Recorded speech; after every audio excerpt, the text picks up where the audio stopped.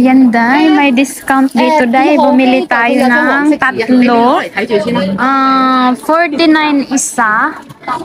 Tapos, pag buy 2 get 1 free, magiging tatlo. So, ang nasa isip ko kanina, Day, ay 1 ano, kasi 49. So, 98 siya, Day.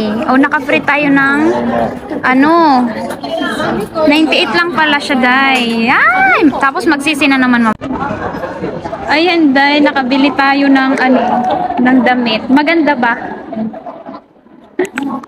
Maganda siya, Day. Puro blue, dalawang blue at isang yellow ang nakabili natin. So, ngayon, Day, natakos na naman ang lola niyo. Ayan na naman. Tapos, bukas magsisisi. Pero hindi, kailangan ko talaga to. Hindi. Hindi, 98 lang naman, Day. So, ayan, for today's video, Day, paano nga ba mag-general cleaning? So, isi-share ko sa inyo ang ginawa namin. Ang ginawa ko, naglinis ako doon sa nag-general cleaning kami sa bahay ng ano, parents ni Amo, no? So, ang unang-una kong ginawa, magulo talaga, Day. As in, ano ba tawag doon? Mga alikabok. Ang una kong ginawa sa pag-general cleaning ay sa ano kami, sa CR ako una. Lahat talaga, lahat. Buo. So, ang una kong ginawa sa paglilinis, Day, ay ang CR. Doon ako nag-start sa pababa. Ayan. Ang una kong lababo, syempre, ang una kong ginawa ay nilinis ko yung lababo. Ayan, nilinis ko yung lapag, yung pinaka-lababo niya, yung sink. Yan, nilinis ko siya. Then, ang salamin, ang mga dingding banda sa salamin, din yung sa yung patungan ng mga display, yan pinunasan ko, nilinisan ko. So pag naglinis kasi ako ng salamin, Day, dinadry ko siya ng tissue. Ayan, dinadry ko siya ng tissue para mawala yung mga, pag natuyo kasi yung basa na ano, magkakaroon ng watermarks, di ba? So dinadry ko siya ng tissue. After that, doon na ako sa liguan. Doon sa may liguan, mula din sa taas ng dingding, linis ko din yan. Tapos, brush, ayan, brush, lahat brush. Then yung salamin. Salamin kasi yung pinakadingding nila doon. So, pagkatapos noon sa toilet, ayan, toilet, ang pinunasan ko, bintana, ayan, mula bintana pababa, toilet na, din sahig.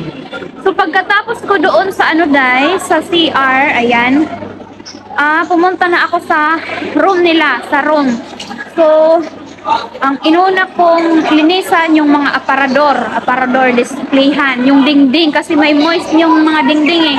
Kasi spring ngayon, nagmo-moist yung mga dingding. Then, punasan ko yung mga cabinet, yung display, yung sa loob, lahat. Ayan, then doon ako sa bandang bintana. Tapos yung mga nakasampay na ano, Day, na mga damit nila doon, puro alikabok. So tinanggal ko, nagsabi ako na, ganito, Lola, Lolo, kailangan tanggalin, kailangan tulabhan kasi puno ng alikabok yung damit nila nakasampay. O yun, pinatanggal sa akin. Then, pagkatapos ko dun sa bintana, sa lapag, sa mga nakalagay doon, then sa bed, yung wala kasi doon yung foam nila kasi galing nga sila sa bahay namin. Sa bahay ng anak niya, sa amo ko. So, hindi nakalagay yung foam, yung ano lang, pinaka-frame, bed frame. So, pinunasan ko siya, maalikabok din sobra. Then, doon ako sa kabilang yung may mirror na table, doon ako. Then, pagkatapos, pinunasan ko na din yung mga sulok-sulok ng room, yung hindi naaabot ng map or yung map kasi nila, diretso na vacuum. So, pinunasan ko na siya ng yung mga hindi naaabot. Then, after that, pumunta na ako sa kabilang room, yung room ng amo ko dati, nung dalaga pa siya. So, maraming nakalagay doon na mga gamit na hindi naman talaga doon. So, pinaglalabas ko muna para makakilos ako kasi punong-puno ng gamit. So, pinaglalabas ko muna. So, while naman ako din naglilinis, tumutulong din naman yung matatanda. Yung lola, nagpupuna sa mga kisame, sa mga chandelier, sa mga dingding na matataas. So, doon siya sa kusina. Doon siya lilinis sa bandang sala. So, matapos ko ilabas yung mga gamit sa room ni amo ko, para yung mga hindi talaga doon nakalagay, nilabas ko na so para makakilos ako. So arrange yung mga gamot, binalik ko sa lagayan. Then yung lolo naglilinis na doon sa bandang TV. Naglilinis na sila doon. So ganun ulit, yung from bintana ako, pinunasan ko din yung cortina kasi puno din talaga ng alikabok, yung table na may computer, lahat pinunasan ko. Then yung nasa ilalim ng mesa, pinunasan ko din. Then yung mga nakasampay ulit doon, ayan, tinanggal din para labhan ulit. Tapos pagkatapos ko doon sa sa pangalawang room, pumunta na ako ng sala. So yung mga hindi pa napunasan ng lola, pinunasan ko na doon ulit sa may bintana. Pinunasan ko. So binalik ko na yung mga dapat ibalik doon na nakalagay. Ayan. Tapos sabi ko hapon na sila libre na nila ako ng pagkain. So sabihan nila ako, oh kain mo na. Sabihan na nila ako ng ganyan. Then mga hapon na. Sabi ko maglinis na ako ng kusina kasi sila nakakakilos naman sila sa sala eh. So si Lolo pinunasan na niya yung TV, lagay ng TV, yung sopa, pero yung likod hindi pa nila napunasan. So ako ang nagpunas noon, yung likod ng sopa ako nagpunas noon. Sa dingding ako nagpunas noon. So sabi ko linisin ko na yung kusina kasi nga super madaming lilinisin doon.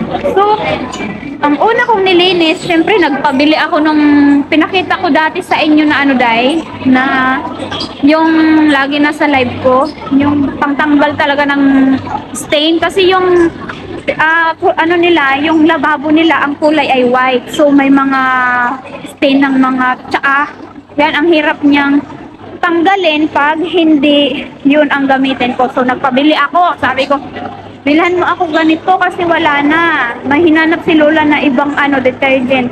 Sabi ko, hindi yan para dyan. Hindi yan nakakatanggal ng So, lumabas yung lolo para bumili no. So, mabilis ko na lang natanggal yung stain. Mga ilang binabad ko lang siya. In-spray din, brush ko para kumalat, maging pantay yung pagtanggal ng stain. Then, ayun. Nilinis ko muna yung lababo, brenasyan ko. Ayan. Tapos yung may timba, planggana ba yun? Plangganita.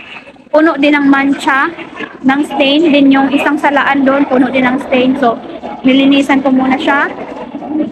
Pagkatapos noon, yung sa dingding, di ba yung sa wall ng kusina, may mga nakasabit-sabit talaga yan. Mga kutsilyo, mga ganyan, mga pinaghuhugasan ko yan. Sabunan ulit. Then yung mga kaldero, pinagsasabunan ko ulit. Yung mga pinggan, pinagsasabunan ko ulit.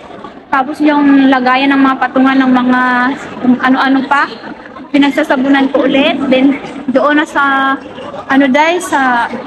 mga sa aparador, yan, pinagpupunasan ko na. Then halo-halo ng mantika, yan, pinagpupunasan ko na siya.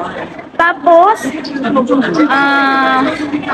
kainan na naman hapunan. Sabi ko, gusto ko sanang tapusin muna para pagkatapos ko kain, alis na ako. Pero hindi kinaya. Kasi yung gripo, lost thread siya. So, kailangan ko siyang hihigpitan doon. Kasi yung matatanda, hindi na makasilong. Hindi na makapunta doon sa ilalim para higpitan yung tornilyo doon. So, ako pa ang gagawa.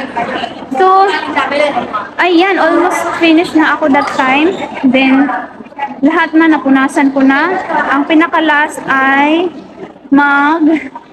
vacuum. Ayan, yung vacuum nila Day ay diretso, Day? Ay, nilabahan ko pa muna pala yung vacuum kasi mabantot na siya Day. Super bantot na siya. Then, alam mo yun, kasi yung vacuum nila? Pwede vacuum din diretso sabon. Kumbaga, ganun ang vacuum nila. So, ang pinaka-cloth niya doon sa loob, na-i-stack, hindi natutuyo. So, mabantot siya. So, nilabahan ko muna yun bago ko ginamit. Then, vacuum na ako din, nilabahan ko ulit para ipa-dry, para hindi mabanto. So, ayan lang for today's video, Day. Kung nagustuhan mo ang video na to, dito na tayo kakain, no? Don't forget to like and subscribe my channel. See you next vlog. Bye-bye!